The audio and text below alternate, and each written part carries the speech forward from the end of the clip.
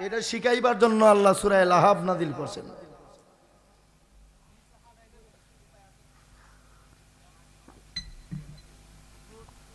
মহানবী মুহাম্মদুর রাসূলুল্লাহ সাল্লাল্লাহু আলাইহি সাল্লাতু ওয়াসসালামের দাওয়াত বেগবান হইল।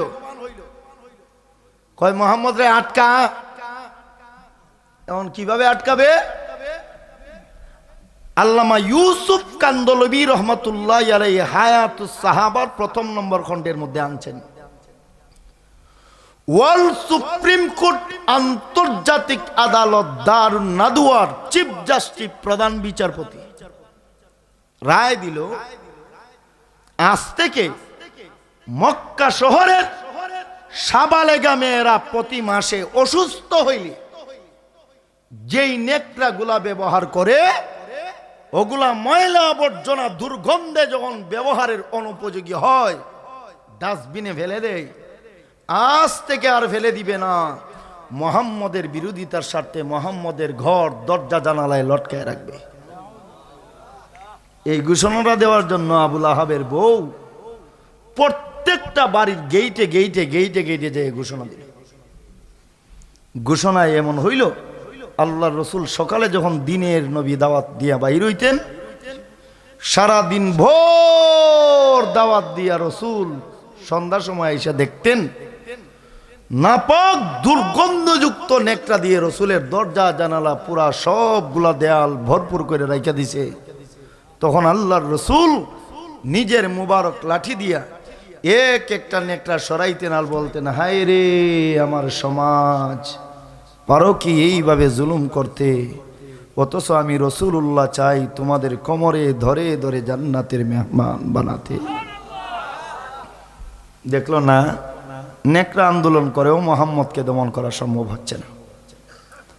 আন-নাদরু ফি গায়াতিল মাকসুদ ফি ইস্তিদাতিল ইয়াহুদ নামক গ্রন্থে এবং তাফসীরে মারিফুল কোরআনে এবং সাফওয়াতুত তাফাসিরের ২য় নম্বর খণ্ডে সূরা কলমের প্রারম্ভিক ১৬ আয়াতের তাফসীরে উল্লেখ আছে,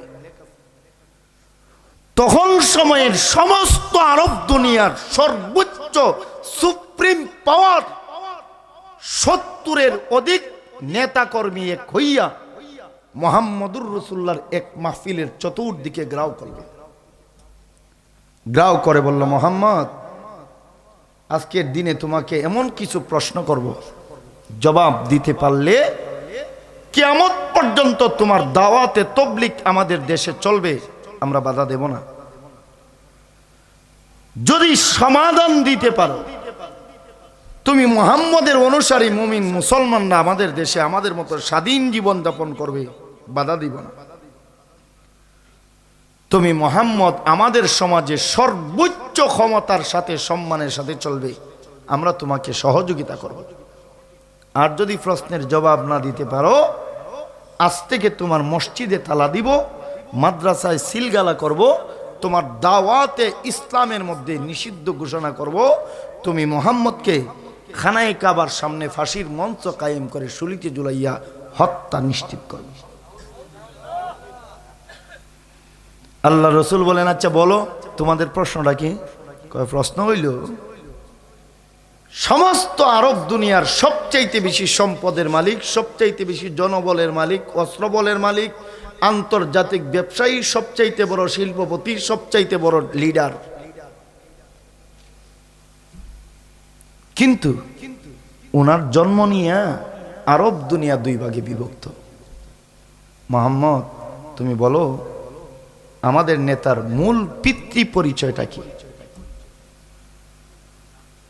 এই প্রশ্নটা করার কারণ তাফসীরি কিতাবে উল্লেখ করছেন।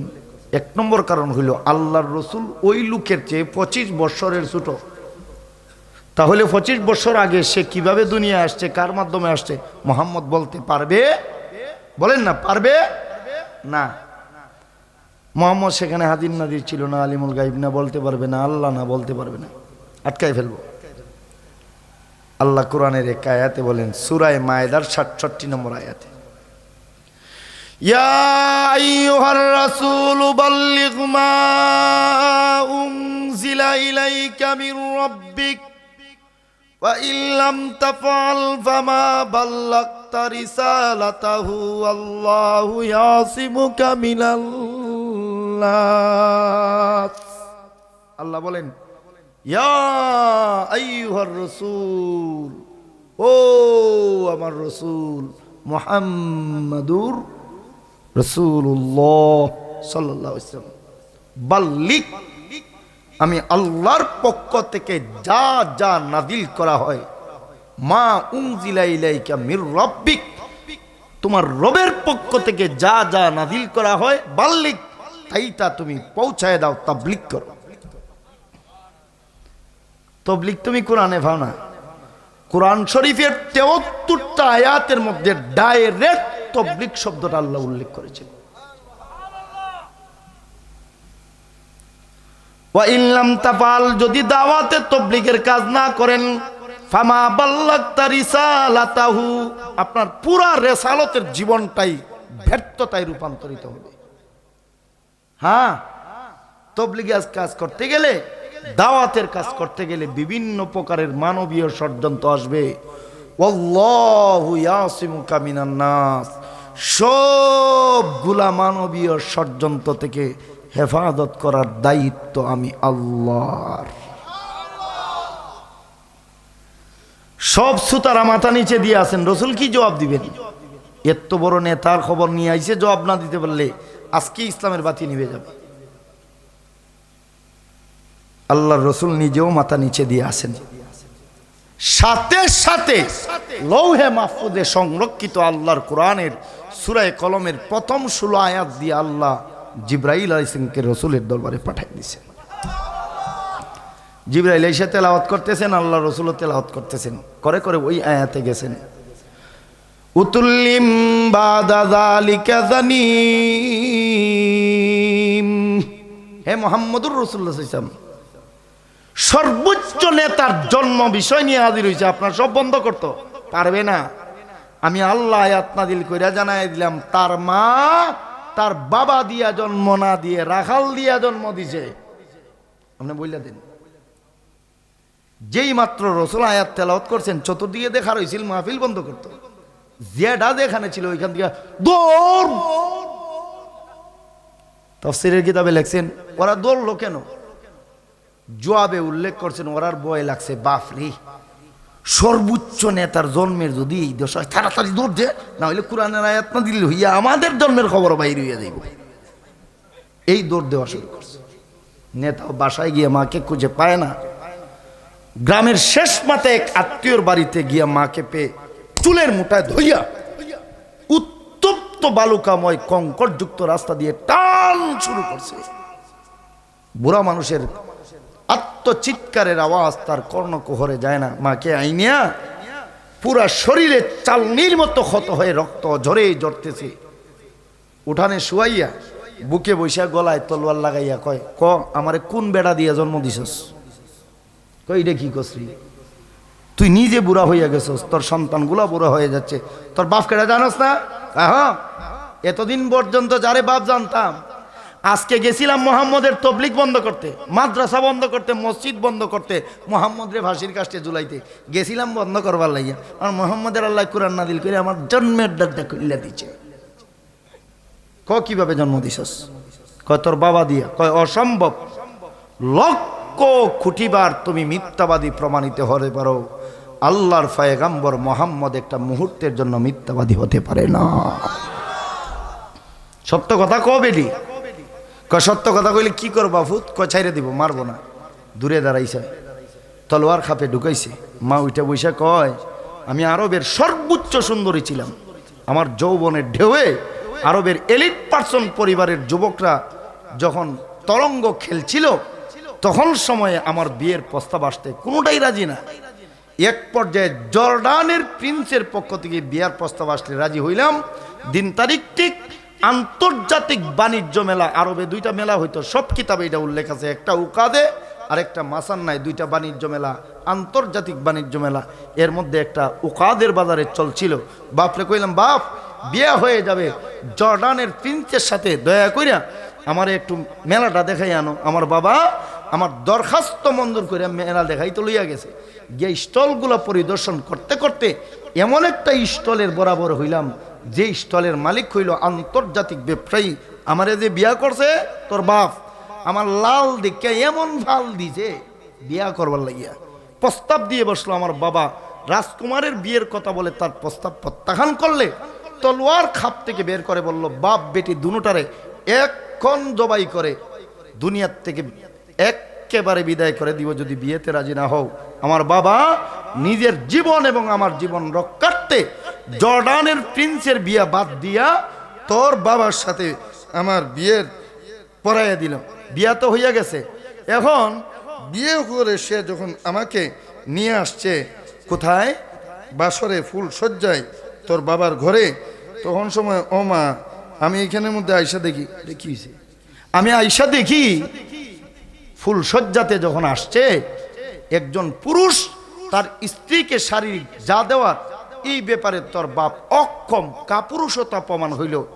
লজ্জা শরম ডাকার জন্য সিরিয়ায় চলে গেল 2 বছরের সময় নিয়ে ব্যবসা করার জন্য। তফসিরে সাফওয়াতুত তাফাসিরে এই আয়াতের তফসিরে উল্লেখ করছেন, তখন আমার 2 ভয় আসলো।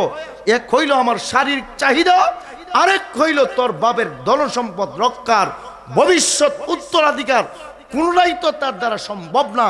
এই চিন্তারত অবস্থায় আমাদের বাড়ির পাশে ওই যে রে ফুত মাঠটা দেখো, এই মাঠে একজন রাখাল উট ভেড়া দুম্বা এবং ছাগল রাখালি করত, নাম হলো মুগিরা। তার সাথে প্রেমের সম্পর্ক হইয়া পরকীয়ায় সে আমাদের বাসায় আসতে আসতে এক পর্যায়ে তোমার বাবাকে নিয়ে যা করার দরকার ছিল তাকে নিয়ে তা করছি, এটা দিয়ে তোর জন্ম হয়েছে, তোর বাবার কিছু দিয়ে না। এই কথা বলার পর ওলিদ তার মারে ছাইরা বনবাসে চলে গেছে। লোক সমাজে আর মুখ দেখানোর সুযোগ আছে? হ্যাঁ, দেশের সর্বোচ্চ নেতার জন্মের এই দশা, মুখটা খুলবে কই? চলে গেল পাহাড়ে, সেখানেই থাকতে থাকলো, সেখানেই মারা গেল বনবাসে। এক পর্যায়ে হিংস্র জানোয়ারগুলা তার লাশ টেনে হেঁচড়ে খাইল। এই নিকৃষ্টতম অপদার্থের ঘটনাটা আল্লাহ সূরা কলমের প্রারম্ভিক 16 আয়াতের মাধ্যমে নাযিল করে কিয়ামত পর্যন্ত দুনিয়াবাসীকে শিক্ষা দিলেন। ক্ষমতা পাইয়া, অস্ত্র পাইয়া, জনবল পাইয়া, সুযোগ সন্ধান পাইয়া, নিজের ধন সম্পদ পাইয়া আল্লাহর দ্বীনের বিরুদ্ধে যদি দাঁড়াও, ওলীদ ইবনে মুগীরার যেইভাবে জন্মের অবৈধতা, তোমারও বোঝা যাবে জন্মের অবৈধতা। আল্লাহ রসুল দাওয়াত দিচ্ছি আছেন, রসুলকে কিভাবে রোধ করা যায়। এই জন্য রসুল, এই শুনেন, এই কথাগুলো কেউ বলবেন আপনাদের। আল্লাহ রসুলকে কিভাবে আটকানো যায়, আন্তর্জাতিক আদালত থেকে সিদ্ধান্ত দিল, দে মোহাম্মদ রে জেলে ঢুকাও। 2 পাহাড়ের মাঝখানে শিয়াবে আবু তালেবে 3 বছর পর্যন্ত অবরোধ করল। অবস্থা এমন হইল, কিছুদিন যাওয়ার পর সকলের খাবার শেষ হয়ে গেল। কি খাবেন? স্বয়ং আল্লাহর রসুল অবরোধে, সাহাবীরা অবরোধে, সাহাবিয়ারা। অবস্থা এমন হইল, কিছুদিনের ভিতরে খাবার শেষ হইলে 2 পাহাড়ের মাঝখানের সকল গাছের পাতা খাওয়া শুরু করলে। কয়েকদিনের ভিতরে সব পাতাগুলা শেষ হয়ে গেছে। এখন কি খাইয়া জীবন বাঁচাবেন? বাধ্য হইয়া 2 পাহাড়ের মাঝখানের সকল গাছের খাল উঠাইয়া খাওয়া শুরু করলেন। এও শেষ, আর খালও নাই। অবস্থা এমন হইছে, যেই সমস্ত মুসলমান মেয়েরা বাচ্চা ধারণ করেছিলেন গর্ভে, খাবারের অভাবে গর্ভের বাচ্চাগুলা নষ্ট হয়ে রক্তকরণ হওয়া শুরু হয়েছে। আমি এই ব্যাপারে বহু পরীক্ষা করে একটা সিদ্ধান্ত এরকম পাইছি, সাধারণভাবে ডেলিভারির মাধ্যমে, সাধারণ ডেলিভারিতে একটা মহিলা যদি একে একে 100টা সন্তান প্রসব করে, যেই পরিমাণ কষ্ট হয়, একটা বাচ্চা নষ্ট হইয়া রক্তকরণ হইলে এর চেয়ে বেশি কষ্ট হয়। সবগুলা মহিলার, মুসলমান মেয়েদের গর্ভ নষ্ট হইয়া রক্ত ঝরতেছে, আর গর্ভ নষ্ট হওয়ার ব্যথা মুসলমান মেয়েদের কান্নার আওয়াজ। অপরদিকে যেই সমস্ত মেয়েরা বাচ্চা জন্মগ্রহণ করাইছেন, এরা তো দুধ খাওয়াবে বাচ্চারে, খাওয়ান নাই, বুকের দুধগুলা শুকাইয়া গেছে। বুকের দুধ পানকারী বাচ্চাদের কান্নার আওয়াজে আকাশ বাতাস ভারী হয়ে আল্লাহর আরশে আদিম পর্যন্ত তরতর করে কম্পন শুরু হয়ে গেছে। এমন করে 3 বছর আল্লাহ 3 বছরের মাথায় যাইয়া সূরা হিজরের 93 থেকে নিয়ে 99 নম্বর পর্যন্ত আয়াতগুলা নাজিল করে দিয়েছেন। আল্লাহ বলেন, ফাসলা বিমা তুমার ওয়ারিদ আনিল মুশরিকিনা ইল্লা কাফাইনাকাল মুস্তাহযিন। হে রাসূল করিম সাল্লাল্লাহু আলাইহি ওয়াসাল্লাম, ইসলামের বাণীর তাবলীগ করার অপরাধে আপনি মুহাম্মদুর রাসূলুল্লাহকে, ইসলাম কবুল করার অপরাধে মুমিন মুমিনা নারী পুরুষকে এবং আপনাদের সহযোগিতা করে এখনো মুসলমান হয় না এদেরকে 3 বছরের রুদ্ধদ্বার কারাবরণের জীবনে বেঈমান কাফেরের দল নির্যাতনের স্টিম রুলার যা চালাইছে সব আমি আল্লাহ দেখেছি। সবাইকে আমি আল্লাহর পরীক্ষা উত্তীর্ণ করে আমি আল্লাহ সকলের উপরে খুশি হইয়া ঘোষণা দিলাম, আজ থেকে অবরোধ ভঙ্গ করুন। দুয়ারে দুয়ারে, রাস্তাঘাটে, হাটে বাজারে, দোকানে মুখানে, প্রত্যেকটা জায়গায় আমি আল্লাহর কোরআনের দাওয়াত দিন। যেই বা যারা রুখে দাঁড়াবে এদেরকে শায়েস্তা করার জন্য আমি আল্লাহই যথেষ্ট হয়ে গেলাম। এই আয়াতগুলা যখন নাজিল হইল, বেঈমান কাফেররা কয়, মুহাম্মদকে তো আর পারছি না। রাসূল অবদূত ভঙ্গ করলেন। ভঙ্গ করে ওই সময় আল্লাহর রাসূল বললেন, হে আমার উম্মতরা, আল্লাহ তো আমাকে শুধু মক্কার নবী বানাইয়া পাঠান নাই, সমস্ত দুনিয়ার নবী বানাইয়া পাঠাইছেন। আর তোমরা যারা মুসলমান, তোমরাও সমস্ত দুনিয়ার জন্য নির্বাচিত মুসলমান, নির্বাচিত নবীর নির্বাচিত উম্মত। বলো, আমার পক্ষ থেকে পৃথিবীর উত্তর পূর্ব কোণা পর্যন্ত দাওয়াতের জন্য কার কার মানসিকতা আছে জীবন মরণ হাতে নিয়ে যেতে হবে। এই কথায় স্বয়ং আল্লাহর রসুলের মামা আবু ওয়াক্কাস রাদিয়াল্লাহু তাআলা প্রথমেই লাভ দিয়ে দাঁড়ায় গেছে। এইরকম আরো 4 জন যুবক দাঁড়াইছে।